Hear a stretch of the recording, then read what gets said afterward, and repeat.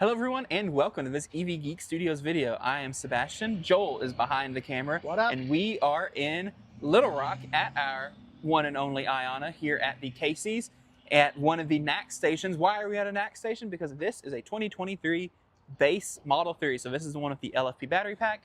And I figured we're at like 8%, 9%. We might as well plug it in and do a little charge test. So what we'll do is from 9%, we'll charge it to 100%.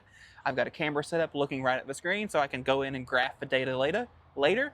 And after we get plugged in, we'll cut. It'll be me in my office at home, and we'll kind of just talk through the results and kind of how it compares to other cars. But first, we got to activate this. So because it's Iona, there's no app. You don't have to use an app. If you wanted to, you would use like your vehicle app or whatever, or plug and charge if it was supported. But this is a Tesla. They don't, they don't play nice with others. So what I'm going to do is you plug in first. So I'll grab this NACS cable. This car does support CCS charging, by the way, or at least it claims to on the screen. Go ahead and do that. Get you plugged in. It's going to check for auto pay. There's not an auto pay. So I'm going to take my card, tap it. Oh. Tap it. Can't pay with a Tesla card. Well, it didn't like there was more than one. I was just doing that to try not to show off my card number. Thank you. And once it goes through, we've got our clicking, our switching. That's all good signs. Good pricing. 39 cents a kilowatt hour. That's cheaper than the Tesla right down the road, which did just get upgraded, but because this isn't tied to an account, we couldn't supercharge. Yep. Which that's the main reason we're here and not there, is because I needed somewhere that had good high power charger, good availability, which this one has one of the NACS ports blocked. And I just wanted to be able to kind of pull in and plug in. It's about 90 degrees outside, so that said, it is also cloudy. There's no sunshine right now, which should help us some, but I mean, we're 172 kilowatts at 9%. So at this point, we're just gonna let her roll. Got a recording going inside, and the next time you see me will be in the office.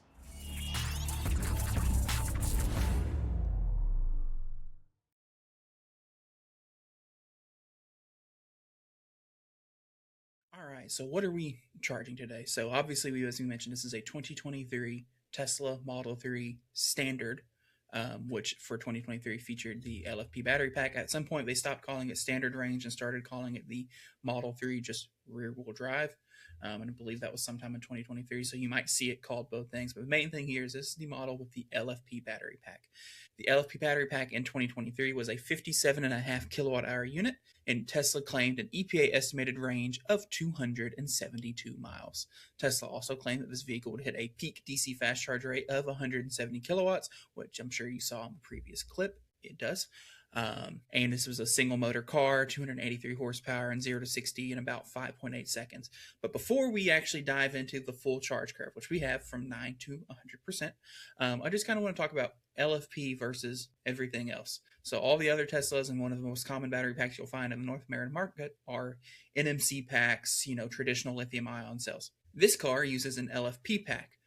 What is an LFP pack? So LFP is lithium iron phosphate. So it's a type of chemistry it uses. And there are some advantages and some disadvantages. So some of the advantages you'll see from LFP cars are things such as they typically have a longer lifespan, like battery-wise. They'll degrade less over time. And that's just because they're more hardy chemistry, whatever else.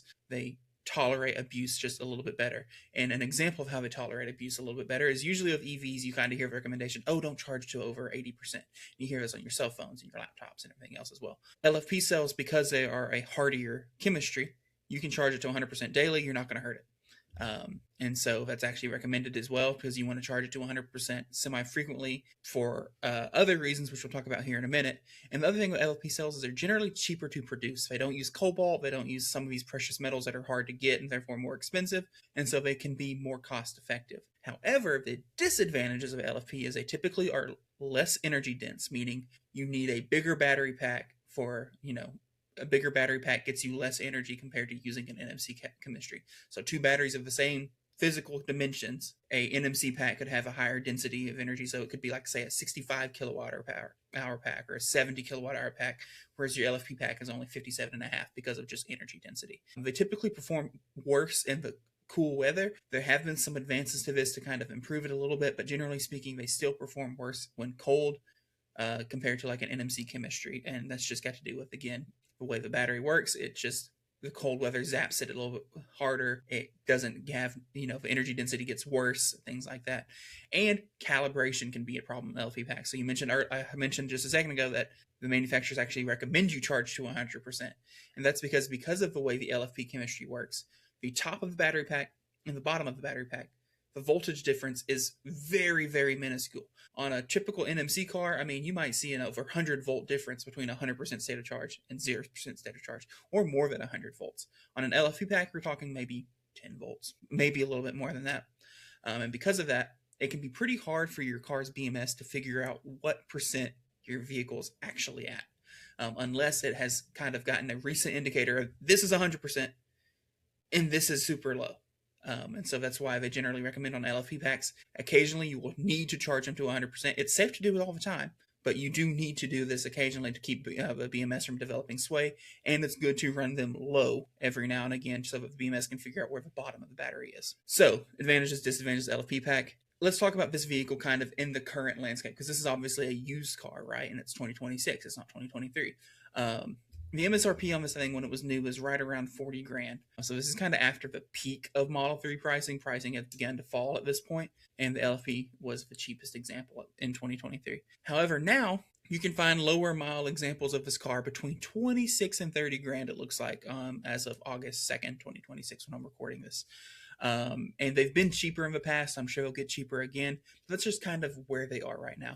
This one specifically that we drove, thanks to Evolve Auto, the hat was by accident, but works out, was priced at around $29,000. All right, all that's out of the way. Let's jump in and look at the charge curve. And now that all that kind of background information is done, let's get into the test. So just as a reminder, you can find all of this information on our website at evgeekstudios.com/curves.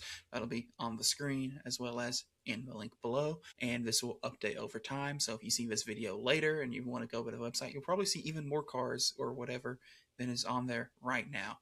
But for starters, I'm just going to get that shared over so that everyone can see.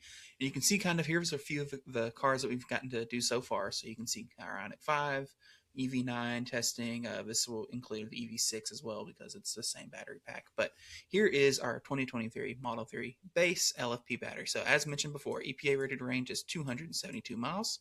We saw a peak of 172 kilowatts, which you guys saw in that very first clip when we plugged in. Our advertised battery size is 57.5 kilowatt hours.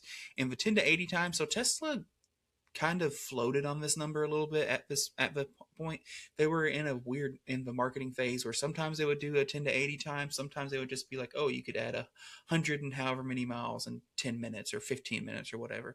But it seemed like the general consensus was 26 minutes. And then you can see because I don't want to just give it away immediately, I blanked out that portion of the chart to tell you what we actually saw 10 to 80 in. But let me jump in now to our big boy graph here, and I'll share that tab. Boom. And so here you can see all of our cars overlapped on each other, but right now we're just going to talk about the 2023 Tesla Model 3 LFP. And again, this is visible on our website on that page I was just at. You just have to scroll up. So here is the charging curve for a 2023 base Model 3 with the LFP battery pack. And you'll notice this is, again, another characteristic that we tend to see on LFP packs. It's really not as much of a curve as it is just kind of a plateau with a very gradual fall. And this, again, becomes down to the LFP pack being a bit more hardy than the NMC chemistry we see usually. They can handle the abuse a little bit better. They can maybe handle faster charging for longer before they need to derate to protect for thermals and things like that. So you can see here we plugged in at 9%, 172 kilowatts. And you see we rode in 170-ish kilowatts until around 13% and started very slowly walking down. At 20%, we were at 140 kilowatts, and we kind of stick in that ballpark of 140 to 130-ish until right around, 35%, 32? Yes, about 30%-ish, and then we drop into the 120s. We stick in the 120s until about 40%. So basically, it looks like for at least initially, every 10% was 10 less kilowatts. 42 At 45, we kind of drop a little bit harder to 113, 107. At 50%, we are pulling exactly 100 kilowatts or 99 kilowatts.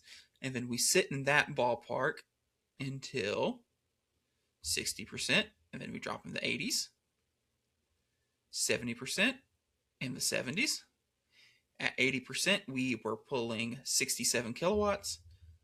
At 90%, we were pulling 52. And then after that point, it very gradually fell. And I just want to show you, so I talked about calibration earlier and how that's something that's important for LFPs. Teslas, when you do a supercharge on if you supercharge an LFP battery pack, which again, I think I mentioned at the beginning, we used an ionization on this test, not an actual Tesla supercharger, because since this car is not registered to anyone's account, there's no one to bill a supercharger to. And Tesla superchargers do plug and charge and all that. They don't have any way to activate a Tesla on a supercharger that doesn't reuse plug and charge. And so I used the ionization because, I mean, it's capable of giving 600 amps. It was able to give the car everything it wanted. And was reliable and native NACS. But anyway, back to the calibration thing. So if you're on a supercharger in an LFP car and you charge to 100%, it will calibrate while you're charging. And you'll see that here. So at 99, we hit 99% at 39 minutes and 9 seconds. We did not hit 100% until 52 minutes. So it calibrated for almost 13 minutes before it finally clicked off and said that it hit 100%. In that 9 to 50 or 9 to 100% charging window, we added 51 kilowatt hours of energy, which if my napkin math is right, I need to do 51 divided by 0.9 to tell us that the total battery size would be about 56.6 kilowatt hours, which checks out for a car of an advertised pack of 57.5 kilowatt hours of energy.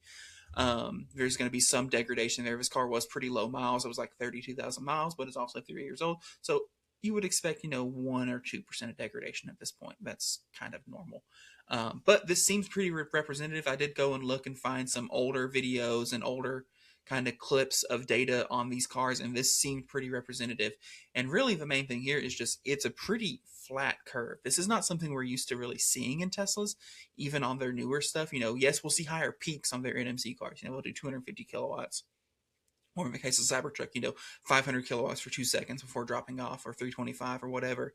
But they typically have more of a, they hit it and then they kind of fall very quickly. Whereas this one, it was gradually decreasing the whole time, but it was a very smooth line.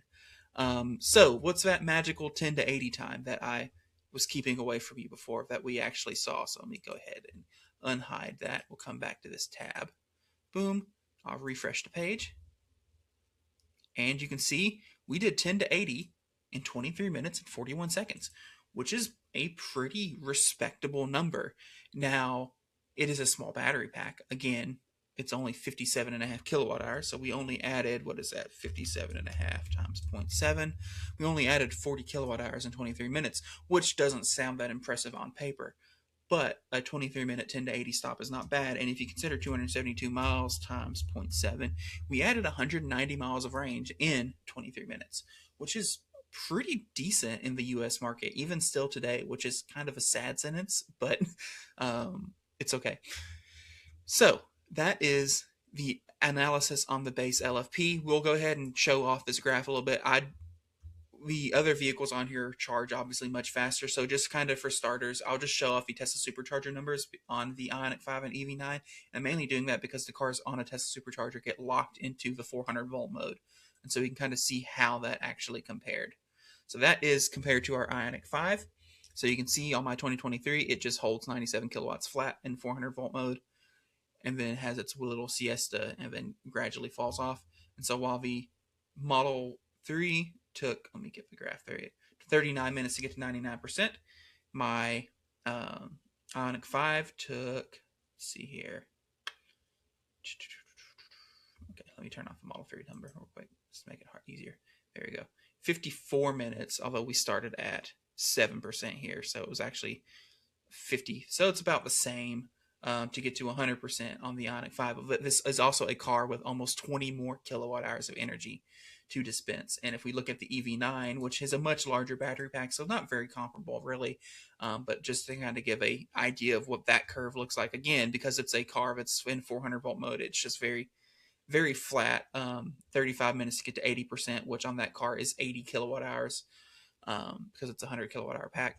However, this was starting at, again, 10%, so that actually be adding 70 kilowatt hours in 35 minutes, whereas this car took 35 minutes to add almost 54-ish kilowatt hours. And not comparable at all, but if we look at our in 800 volt modes, I mean, the curve just smashes. The Ioniq 5 will do 10 to 80 in 18 minutes. Actually, in this test, it did it in 16 minutes and 47 seconds. So a whole 10 minutes shorter, and it's again adding in more energy in that time. And the EV9 did a very similar, see here, in similar time, but again, we're talking about 70 kilowatt hours of energy added in that amount of time. So I'm excited to get this graph more filled out with more comparable vehicles moving forward. But for now, that is a charging analysis on the 2023 Tesla Model 3 LFP. Even to date, it still, as far as a curve goes and everything, it still charges better than a lot of what Tesla currently sells in our market, in the US market. Now, it's very interesting to see as, Canada becomes more cool with Chinese EVs and things like that, and they're starting getting the BYD sourced battery packs up north. It'll be interesting to see how those charge compared to our US market NMC packs, and how those charge compared to, like, for example, the previous LFP packs, like what you'd find in this. But we don't get those here. So all we have to compare it to at this point on Tesla wise are their other NMC packs, and then what the other automakers are making. I'm really excited, hopefully, to some point be able to do this on an LFP Bolt. A, because it's a very similar battery size, and B, to see kind of how the LFP tech has maybe advanced over time, and how these two different manufacturers handle the LFP packs. But again, that is our 2023 Tesla Model 3 LFP 9 to 100% charging test. If you guys enjoyed this video, make sure to like, comment, subscribe to our channel, all that jazz. And we'll see you on the next one. So long, everyone.